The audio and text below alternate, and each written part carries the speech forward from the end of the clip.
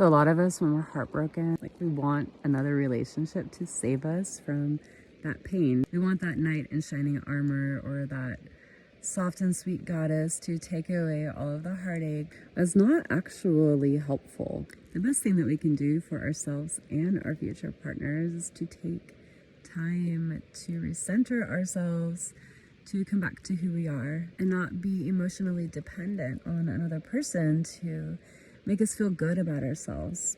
Because in the end, doing that is not good for anybody.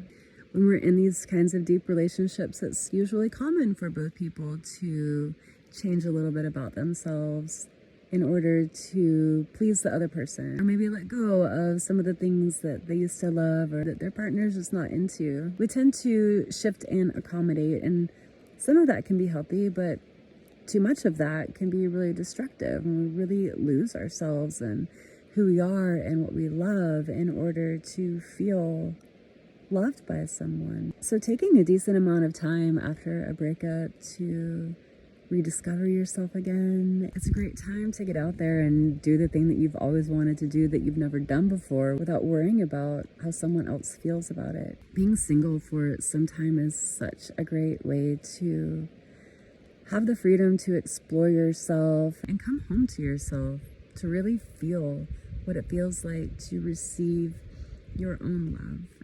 If we have wounds within us that don't feel worthy, another person isn't going to be able to fill that for us. I mean, they might for a minute, but think about it. Your self-worth is going to be entirely dependent on another person. And that is a recipe for insecurity. True security is being able to do that for yourself.